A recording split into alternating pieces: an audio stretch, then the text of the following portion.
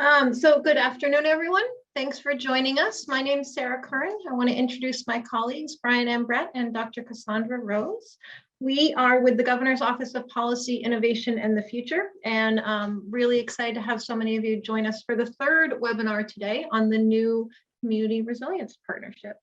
The agenda for this webinar will be, we'll go through a brief presentation about the partnership, talk in a little bit more detail about the specific regional coordinator RFP, and then we'll have plenty of time for questions at the end. Just a quick reminder to please keep yourself on mute when you're not speaking. It helps us just reduce the background noise a bit. When we get to the Q&A session, we'll ask you to put your questions into the chat. You'll also be able to raise your hand if you have questions that you want to flag that way. And if you have particular technology questions, please reach out to Cassie and she will be able to help you if you're not able to do something or can't quite figure something out. So I'm going to start by talking a little bit about the Climate Action Plan and the goals in it and how the program responds to the state's Climate Action Plan, and then we'll go into some of the details of the different funding opportunities. So Maine has several important climate goals that this program supports. The first are our emission reduction targets, which are established in state law, 45% below 1990 levels by 2030 and 80% below 1990 levels by 2050. The governor has also established a goal to achieve carbon neutrality by 2045. And finally, the state has a goal to ensure that our people, industries, and communities are resilient to the impacts of climate change.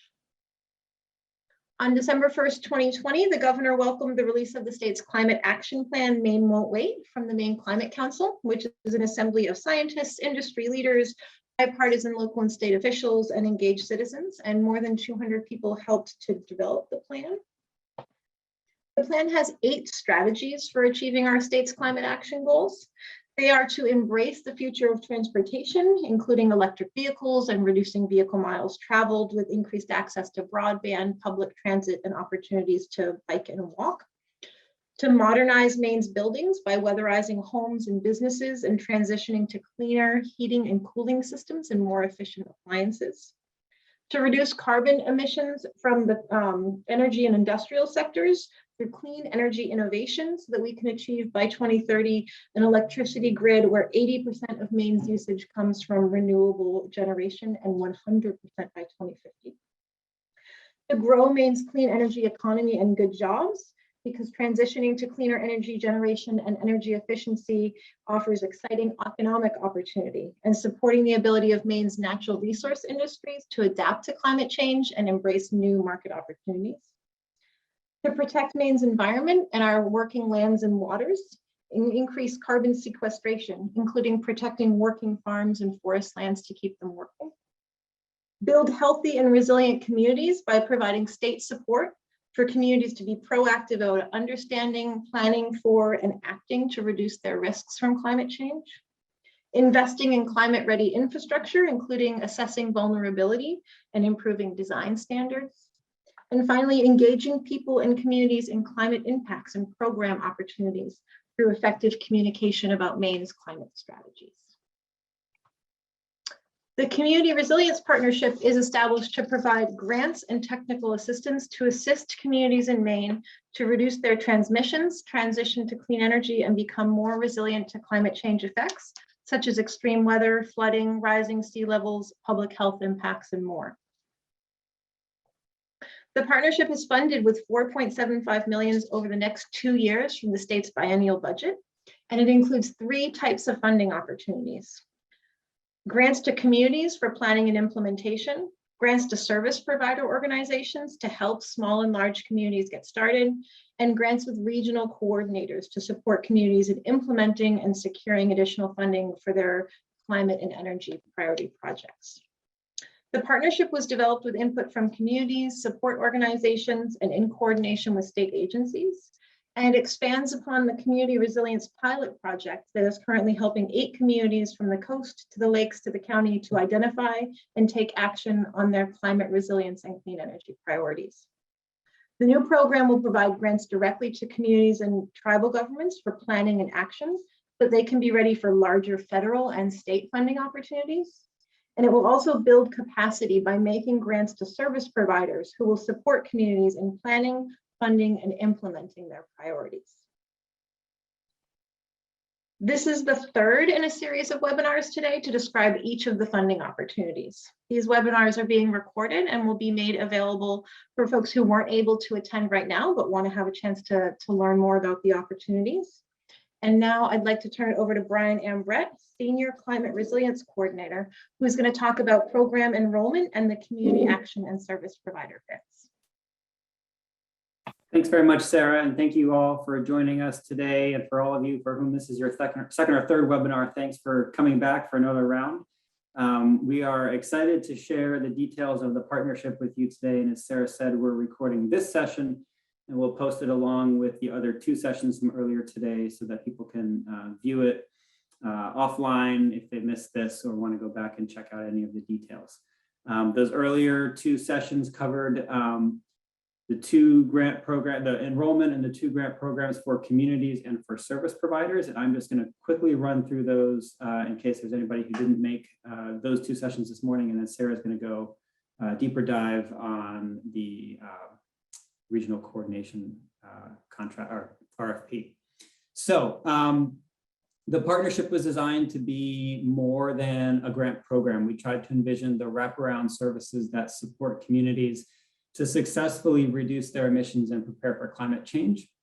This includes assistance to help get oriented to the climate issue and prioritize early actions, and then assistance on the implementation side to secure funding and develop ever more complex projects.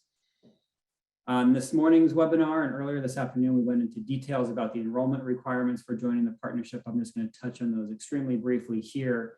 So next slide, Sarah. I'm sorry, we're on this slide. Yep, never mind. Back one, there we go. So step one in the process is passing a municipal resolution or obtaining a letter from a tribal chief committing the community to participating in the partnership.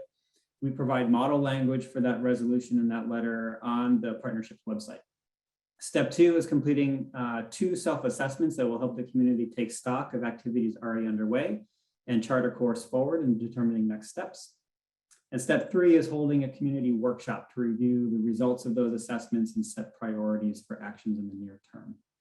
Enrollment will be open to communities on January 1st with an online process for submitting documentation of those three steps. The communities may enroll at any time up to and including their application for a community action grant. Next slide. The community action grants are available to communities once they've enrolled in the partnership. The grants are intended to produce one or both of two outcomes: reducing community or regional emissions and improving community resilience to climate change impacts. Because the $4.75 million that Sarah mentioned is sourced from the state budget, it may be used for match for federal grant funds, and we highly encourage communities to consider that. Next slide. To be eligible for an action grant, the community must be a municipality or federally recognized tribe in Maine, and the community must be enrolled in the partnership or submitting a new enrollment simultaneously with their grant application. We do encourage collaborative proposals among more than one community, but all of those communities will need to be enrolled in the program. In special cases, a regional planning organization may apply on behalf of the smallest communities, those with under 4,000 people. We went into detail about the tiers in earlier presentations today, and there's more information available about that on the website. Next slide. Quickly over to the service provider grants, which we covered on the 1 p.m. call. These are grants available to service provider organizations to recruit groups of 2 to 5 communities to join the partnership. And the service provider grants are made via request for applications. The service providers will assist in groups of communities to conduct robust community engagement that sets priorities for implementing actions on the list of community actions and apply for community action grants and other funding opportunities to implement their priorities. The outcomes we are looking for from the service provider grants are new enrollments by the group of communities of 2 to 5 communities, a list of priority activities for each of the communities, and a list of potential collaborative priorities or collaborative projects that might be shared by 1 or 2 or more of those communities in the group. And the third outcome we're looking for is assistance to those communities in applying for community action grants and other funding. Next slide. The entities that are eligible for service provider grants include regional planning organizations and councils of government, county governments, nonprofits, universities, including extension, and consultants. And in special cases, municipalities with a high level of experience and capacity can apply for a service provider grant to assist their neighboring communities to enroll in the program and prioritize projects and apply for funding. So that is the quick overview of what we covered in the 2 webinars earlier today. And now Sarah is going to talk to you about the Regional Coordinators RFP. Thanks, Brian. So in addition to the 2 requests for applications, the one for community action grants and for service provider grants to work with groups of 2 to 5 communities, GOPIF has also issued a request for proposals for regional coordinators. This third funding opportunity is intended to complement the action and service provider grants with a focus on supporting communities and service providers to fund and implement priority climate resilience and energy projects. The intended outcomes of the Regional Coordinated RFP are to support 12 to 15 communities to secure funding and other resources to implement their priority emissions reduction and resilience projects, and to demonstrate innovative and replicable models for regional technical assistance. Eligible organizations for the RFP include regional planning organizations and councils of governments, regional economic development organizations, county governments, and regional public health agencies, as well as nonprofits, academic institutions and cooperative extension programs, and consultants. We welcome partnerships between regional entities and other providers that create new capacity or increase knowledge exchange. This is a one-time pilot with 2 years of funding. Applicants can request up to $100,000 per year for 2 years. And our intention is to select a regional coordinator for each of 4 regions. I'm going to go briefly through the tasks that the RFP identifies that we're looking for the proposals to respond to. The first is to establish new capacity within your organization by creating and filling a position to lead the contract services. Then to provide assistance to at least 15 communities by helping them to implement their priority climate and clean energy actions. While the coordinator will need to provide expertise on resilience and clean energy projects, the focus should be on securing state, federal, and other funding and financing to support those projects, with at least 12 funding applications submitted by or on behalf of communities. Third, we are looking for applicants to propose potential topics and engagement plans for trainings and peer learning opportunities for both communities and service providers in their regions. We understand that the topics may vary from the proposal depending on the new hire's experience and how things evolve in the region, but we're looking forward to learning from your proposal how your organization would approach this task. Fourth, the coordinator will look for and support opportunities for multi-community collaboration within the region, with a focus on developing funding and financing for collaborative projects. Fifth, the coordinator will engage communities that have not yet participated or enrolled in the partnership and help them make connections to potential service providers in their region. And sixth, the 4 coordinators will work closely with GOPIF to collect and share data and metrics about the partnership, helping us to communicate successes and lessons learned and build the program successfully. Proposals for the RFP are due on January 25th. Questions are due January 11th. So in addition to this webinar, we'll be collecting and publishing responses to the questions that we received today. You can also submit questions using the form in the RFP document, and we will publish responses to those as well. We're required, this came up earlier, we're required to publish all of those responses by 7 days before proposals are due. And we recognize that this is a fast-moving opportunity, but we really want to have the opportunity to get these regional coordinators in position as we're building up the other 2 grant opportunities. This is the website and contact info where you can find links to both of the RFAs that Brian mentioned earlier, as well as this RFP opportunity. There's a frequently asked questions section with some answers to questions you may have. and other materials you can find for the community enrollment and other documents that you might need for supporting communities. So I'm going to open it up to questions now. I would ask that you put your questions in the chat, please, both so that we'll have them recorded and so that we can publish the responses later. And Brian will call on people so we can spend the next bit of time answering your questions about this opportunity. I'm going to stop sharing my screen and open up the questions.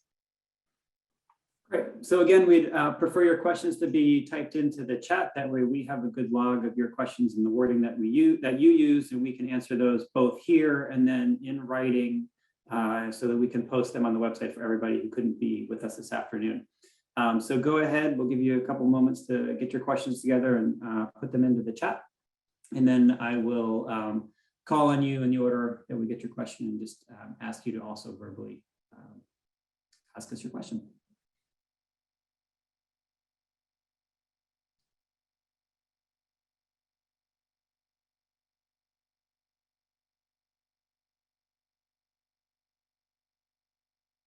All right, Sarah Mills-Knapp gets the honor of the first question. Go ahead, Sarah.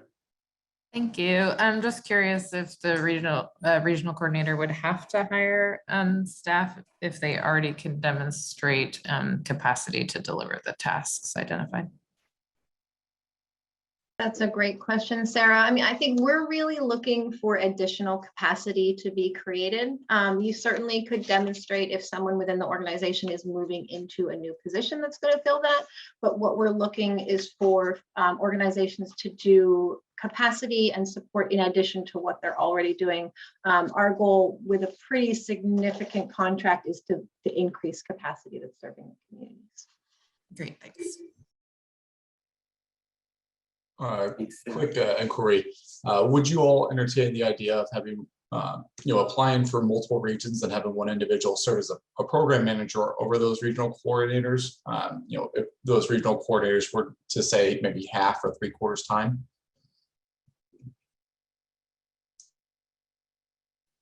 Trying to understand the question. So you're saying a single entity would propose to fill multiple coordinator positions, but at reduced capacity? So fulfill, say all four, you have one central individual who oversees all four regions with an individual serving each region, at a half or 3/4 time for those regional folks, with that one full-time individual overseeing all four regions.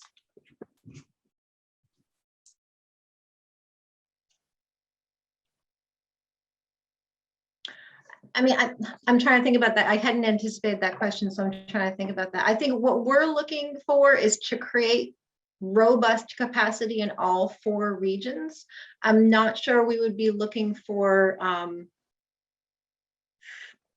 less capacity in certain regions in order to create sort of the management structure that you're discussing. I don't think there's anything particularly in the RFP that would prohibit the kind of approach that you're talking about, but I'm not sure that it would create the capacity that we're looking for.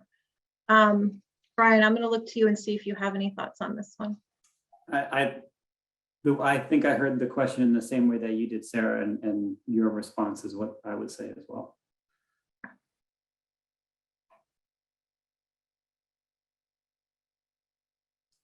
All right, Joanna Blackman. Thank you. Thank you so much for this additional session. Can you guys speak a little more? I noticed the encouragement for innovative collaboration, and I'm curious if that is suggesting that different entities might partner together to jointly serve as a service or as a regional coordinator, or is it more that the applicant or the organization submitting the proposal would ideally reflect those partnerships and how they would manage them as the regional coordinator? Thanks, Joanna. I think that's a really good question. I think we're open to either of those. And what we were trying to recognize with encouraging collaboration is that one organization may not have the expertise or capacity to do this by themselves. And so a collaboration between different organizations could be a more effective way to deliver that capacity to communities.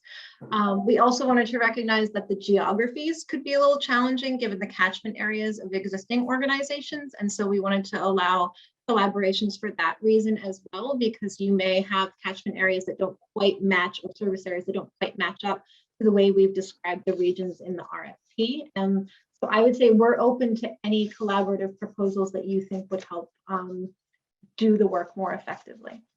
Thank you. That makes sense.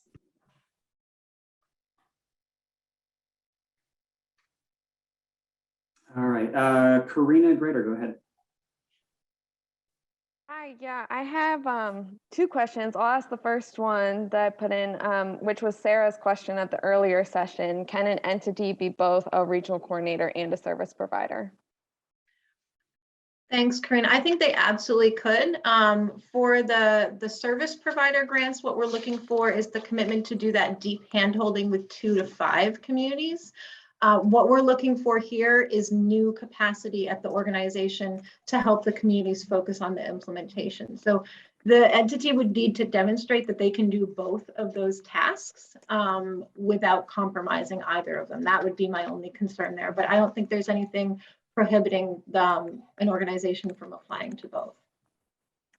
Okay, great. And then my second question kind of relates to that and relates to Joanna's question of, so talking about the service region and how it could be maybe divided by organizations working together. So could it be divided such that 2 organizations, I guess I'm thinking of the regional coordinators as people, but you're kind of expressing them as entities. So could 2 entities both perform that regional coordinator role to serve different areas within one region based on the existing and established planning services already in those regions?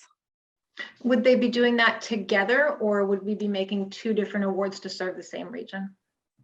I think what I was imagining was, say, like 2 organizations apply together on one grant application and both hire the equivalent of, say, a half-time person and split the region, do all the tasks together, but tackle the task in one region through one organization and the other half of the region through the other organization, if that makes sense.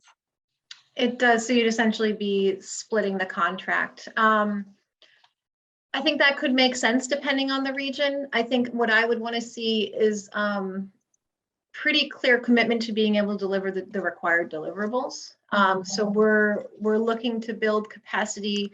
We're also really looking to demonstrate that innovative approach to building regional technical assistance. I would highlight that we use the word pilot for this on purpose. So I think that could work.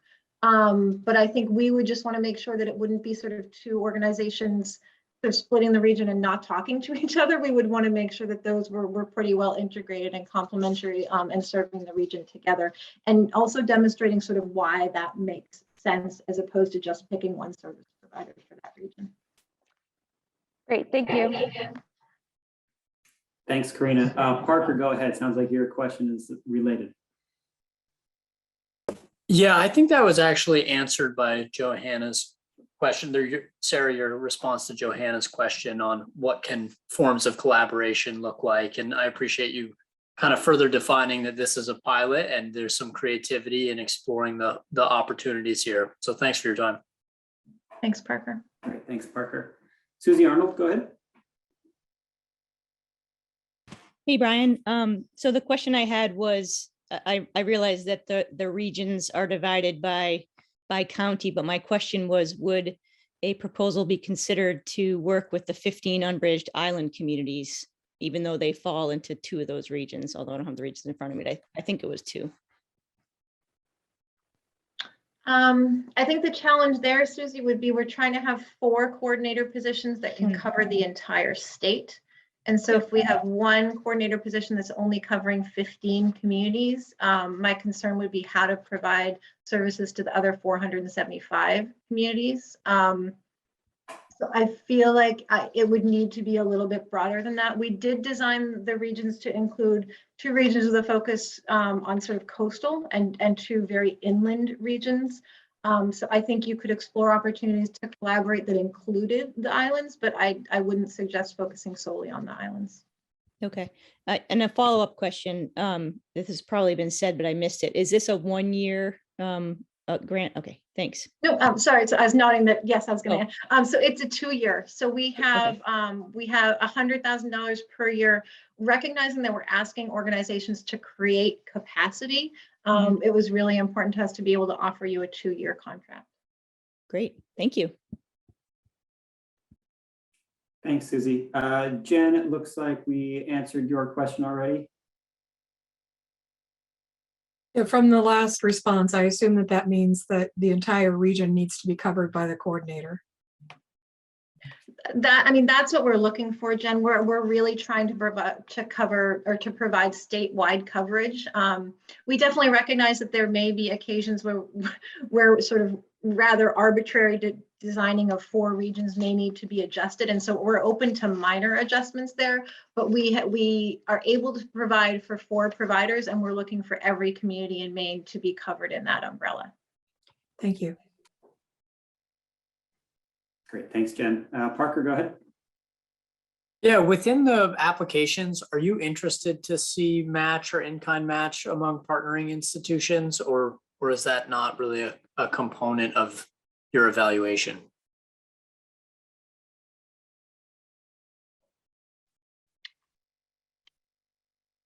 I didn't see anything specific in the RFP, so I just wanted to clarify if that's important or if there's a section where that we should include that information. I don't think it's required in the RFP. I mean, certainly anytime you're bringing additional resources to bear, that's helpful. But I don't think that it's a requirement of the RFP. Thank you.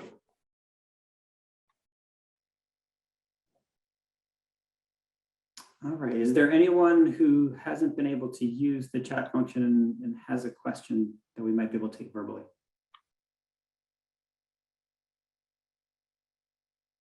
For anybody who is joining on the phone, I noticed we have a couple of folks just on the phone. You can hit *9 to raise your hand and *6 to unmute.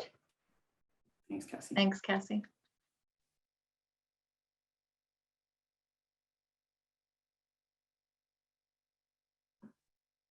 Likewise, if you're in the Zoom room, you can use the reactions button to raise your hand if you wish to be called on. Or if you can't figure it out, just unmute and go ahead and pose your question.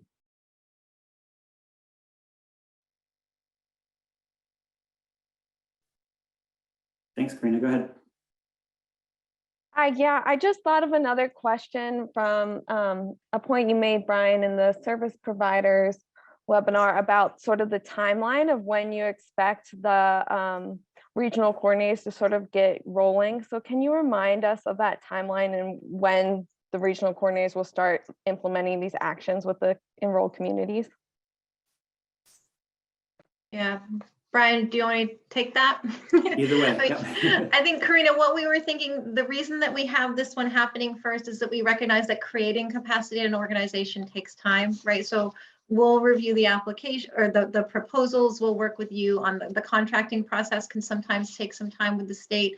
And then you'll need to post a job description, interview applicants, bring somebody on board, get them. So just we recognize that that could very well take until late spring, early summer. And so we wanted to have, at that point, we'll have done the first round of both community action grants and service provider grants. And so then those service providers will be in place.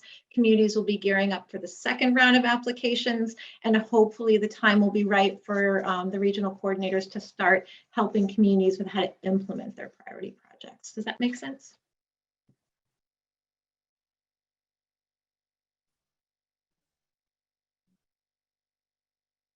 Thanks, Karina. Any other questions?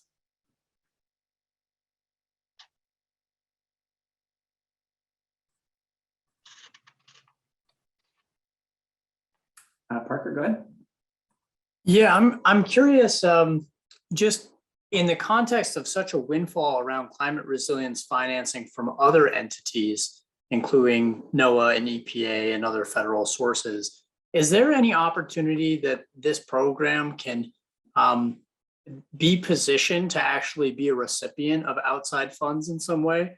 Is there a chance if an entity within this kind of community of practitioners is seeking to compete with NSF, can the Community Resilience Partnership be a partner on one of those applications and then further support the existing program?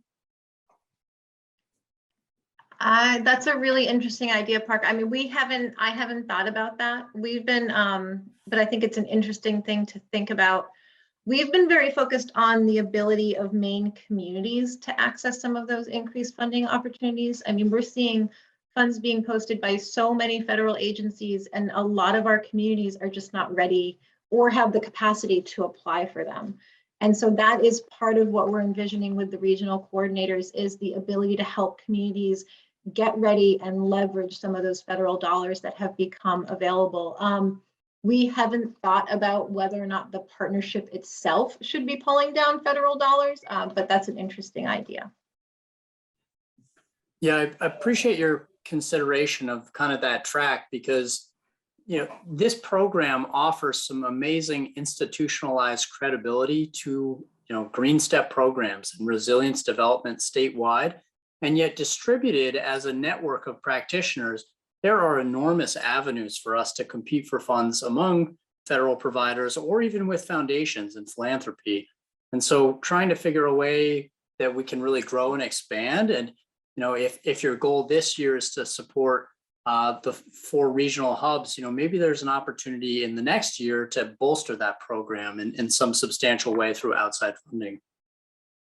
I like that a lot, Parker. Thanks.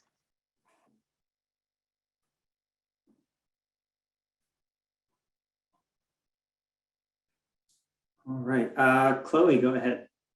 Yeah, just a clarifying question. I guess from previous responses, are you saying that it would be acceptable to split the regional coordinator hire? It sounds like a new hire is a key piece of the program, but that could be among 2 partner organizations that are on the same proposal if they can each demonstrate that that's a new half-time position. Is that a correct interpretation?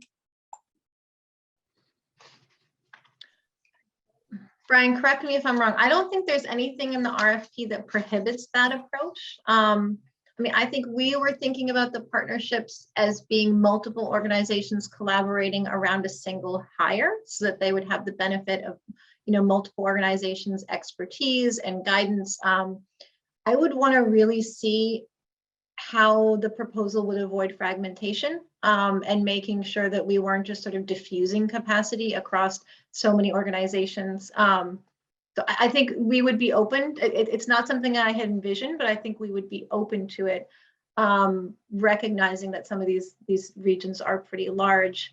But it would be, again, it's a 2-year commitment to deliver some pretty significant deliverables. So just making sure that multiple organizations would be able to make that work financially, and be able to deliver the capacity that we're looking for. Brian, do you have anything that you want to add to that? No, I don't think so. It's all been said. We're looking for new capacity to come online, and would want proposals that are responsive to the workload of these that we anticipate for these coordinators to be doing, and if that would be achievable with half-time positions, that leaves some questions in my mind.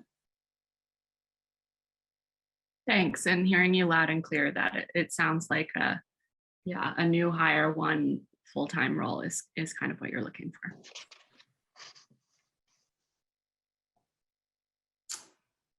All right, thanks, Chloe. John Snell, go ahead. Just would like to make sure that I understand the relationship between the coordinators and the actual grant awards.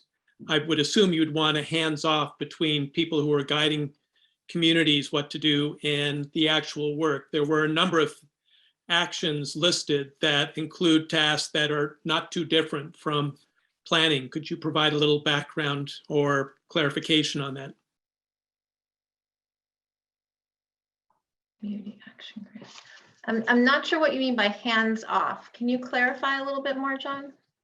for the coordinators, if they're recommending soliciting grant funding for communities to do additional planning, and then they're the ones who do the planning that they've helped the towns get money for, that is often frowned upon. But there's nothing in the grants that suggests that we need to be concerned about that. And in communities with limited capacity, that might be the best avenue to take someone who understands the facility and can actually move it the next step.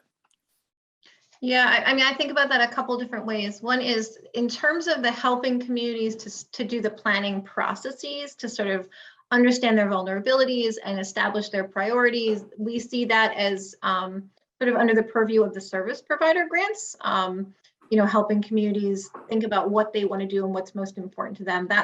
We're seeing that in the service provider grants with the deep hand holding with the sort of set of 2 to 5 communities. These regional coordinators positions are much more focused on implementation. I suppose if the priority for a community was to do a planning process and that came out of their robust participatory planning process, they identified that they wanted a planning process around a particular thing, say vulnerability to different climate hazards.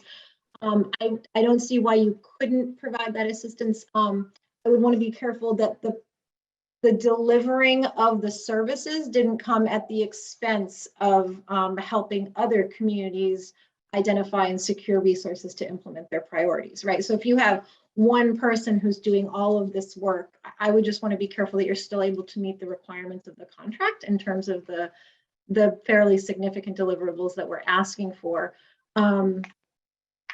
The other thing is I think about those as being kind of 2 different skill sets, right? Like the ability to help a community facilitate a meeting and go through a planning process and identify priorities is not necessarily the same as the skill set to identify federal funding opportunities and apply for them and implement a project. So I would want you to be really clear that you have capacity to do all of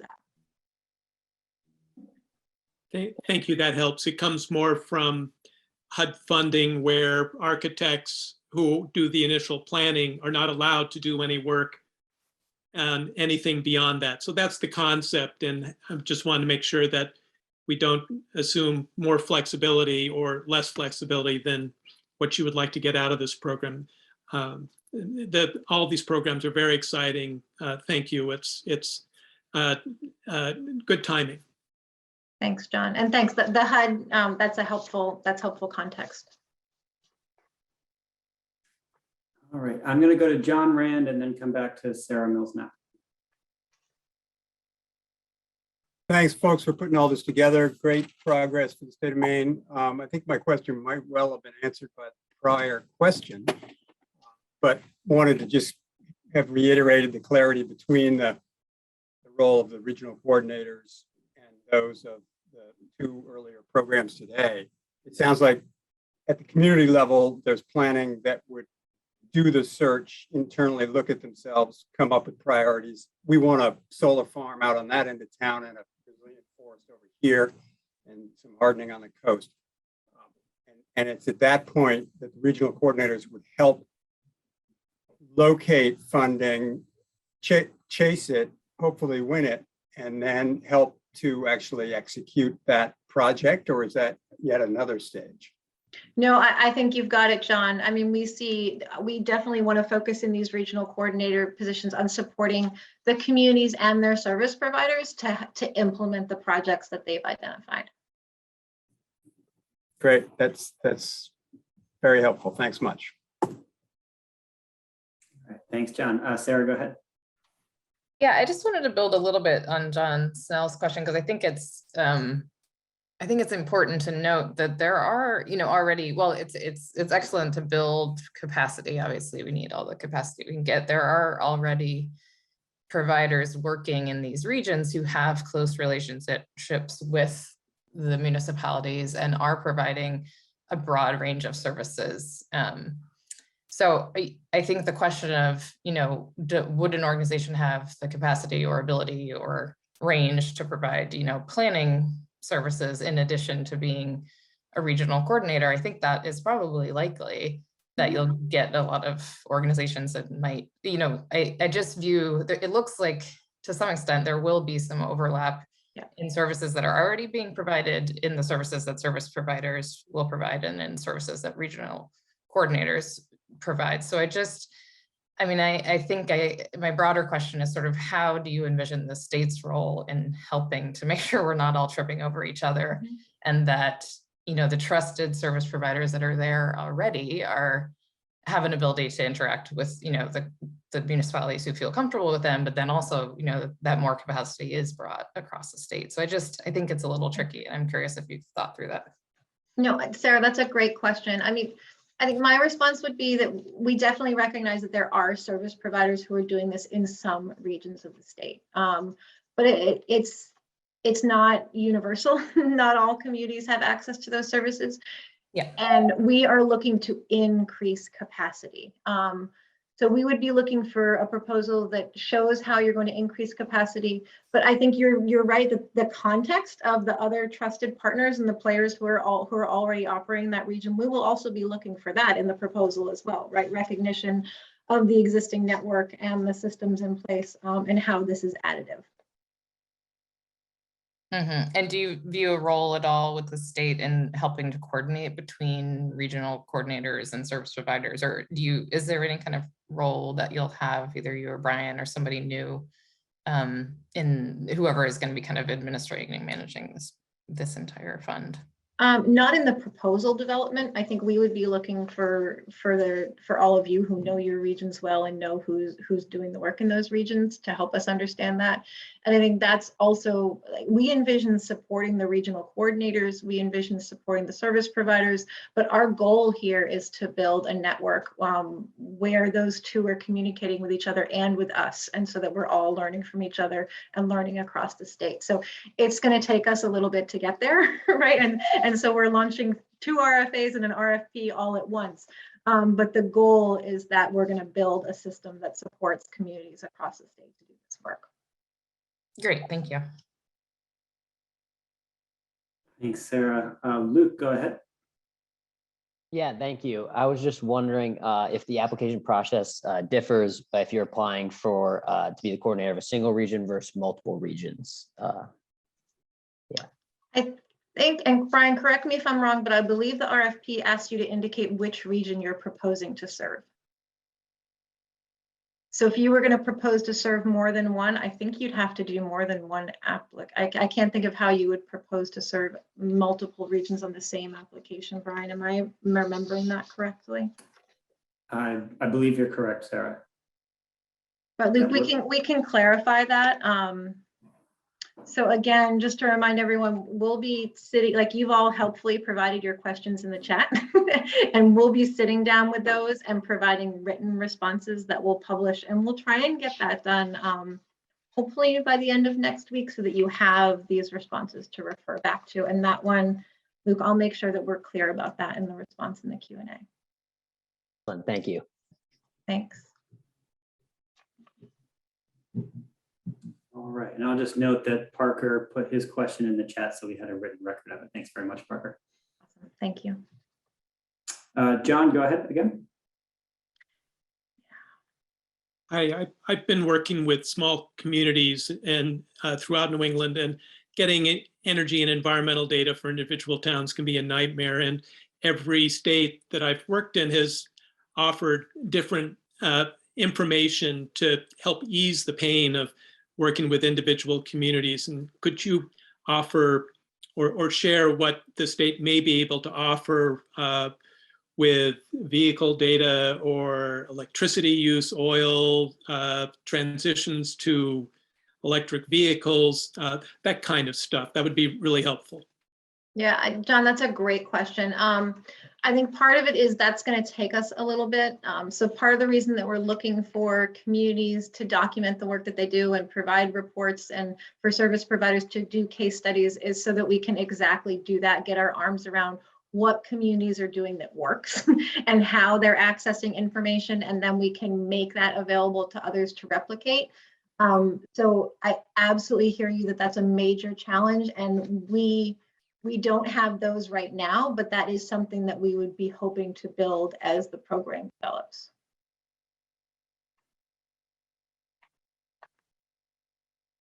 I think in the interim, what we can offer is hopefully connections to state agencies or other entities that may have that. But it would probably have to be on a one-by-one, at least initially, as opposed to being able to say to all 100 communities, here's your emissions data, because we just don't have that yet.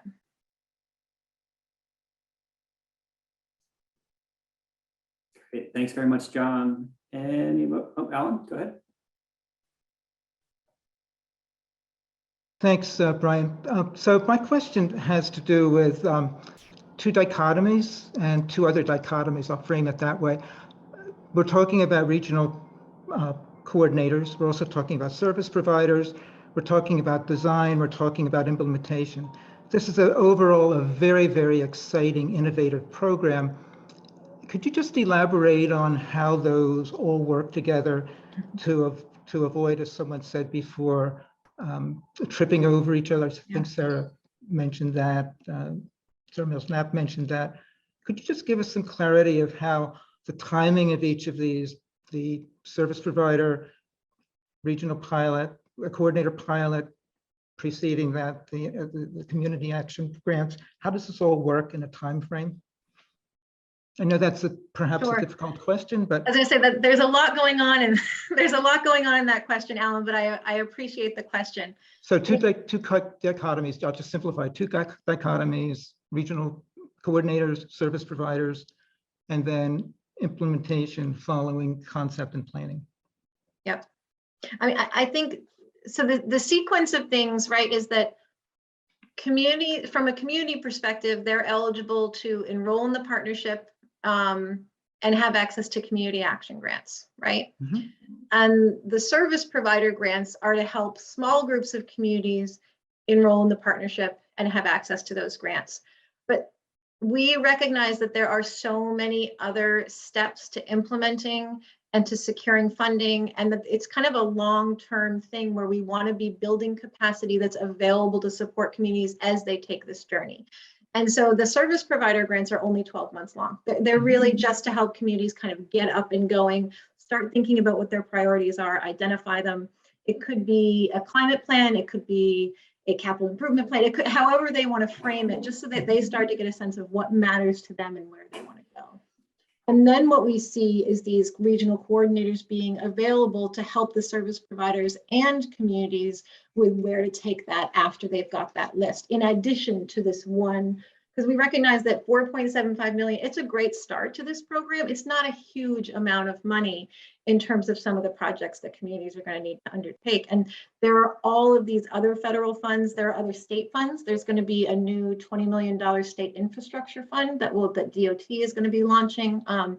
There's sort of lots of different programs and resources and funding opportunities to help Maine communities, and we want Maine communities to be ready to compete for those. And so that's what we see these regional coordinator positions as, is sort of once communities know what's important to them and what their priorities are, and the service providers are helping them do that when they need that kind of help, then we have the regional coordinator positions to sort of help them take their projects to the next level.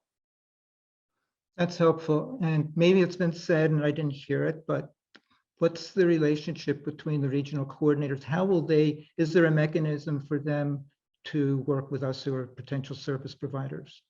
Yeah, so that is part of one of the tasks that we identified for the regional coordinators, is to help us think about opportunities for peer learning and trainings that they can deliver to communities and service providers in their region. So those of us who are service providers will be known to the regional coordinators well before, and that gets to the sequencing question that I think I'm hearing the answer to. So thank you. Yeah, but the service providers will be twice a year, right? Yep. So it's going to be a little bit of a getting every, just we recognize that communities need 2 windows to apply for these grants. Yep. And that requires 2 sort of windows of service providers to do that hand holding. So we tried to design it with multiple opportunities so that everybody can get on board. And just, I'll make a comment. My suggestion then is that, and maybe this is already in your planning, to have some sort of overall group where all of us can get together via Zoom, where we have this coordination. We know who's doing what to maximize opportunities and avoid duplication. I know that's how you've traditionally worked, and I look forward to that in the future. It's a great suggestion, Alan. Thank you. Thanks, Alan. Victoria, I'm seeing your question and comment in the chat. Did we answer it? I think so. You know, I've attended, this is the third I've attended today, and my head's kind of spinning around. And my colleague Alan, I was crafting my message while Alan was talking, but yeah, I was just trying to figure out how, you know, how if there's service providers and regional, and I'm already forgetting the term, planning providers or whatever, working in similar overlapping but not completely square regions, you know, just ensuring that the planning process for communities doesn't then become something different without a consistent thread into implementation. I don't even know if that makes sense now, but yeah, I think you've pretty much answered it. But I wanted to get that in the record anyway. Yeah, no, Vicky, I mean, these are they're really helpful comments and questions, right?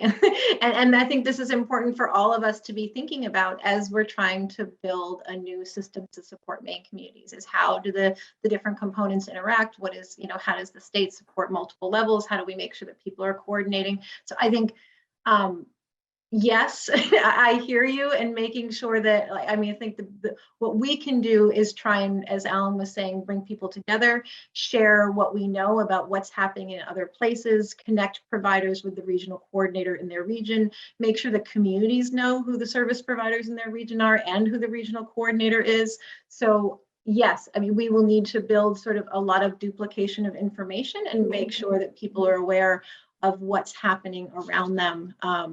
So I don't think I'm not adding anything to the answer of your question, but just appreciating that it's a really important point that you and Alan are both bringing up. So thank you. Thanks. I don't envy your your coordination of all of that. You know, along with state agencies, it's going to be a challenge, but it's still very exciting. So thank you. Thanks.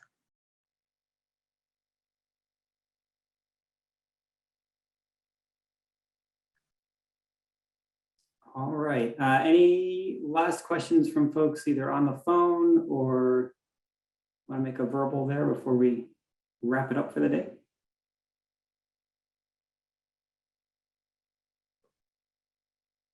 All right. Well, thank you very much for your questions. And Sarah's going to finish this out.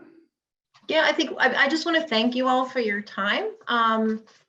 I see several faces who've been with us all day, so thank you for that. And thank you for the excellent questions and for helping us think this through. As I mentioned, we will be compiling all of the questions that we got from all 3 webinars and publishing them in Q&A summaries so that you can see what we said, and people who couldn't join the webinar can have access to that as well. You also can go onto the website, and through both the RFAs and the RFP, there's a question form, so you can submit additional questions to us, and we will also provide answers in writing to those as well. So we're going to do our best to be, you know, quick and responsive with those so that they can help inform your thinking as you're thinking about proposals. The deadlines are staggered, right? So the first thing coming up is this RFP, the request for proposals for the regional coordinators, followed by the service provider grant opportunities, and then the community action grants. But it's going to be a busy few months. So thank you all for working with us and helping us make this happen. And I'm really excited to launch this program with you all. So thank you. Brian, anything you want to add? Thank you all who joined us for this session. And if you've been with us all day, again, thanks for your time. We're really excited about working with you all on all various aspects of the partnership. It's a great opportunity for Maine to be able to have this kind of money and this kind of opportunity to build capacity in the state. Thank you.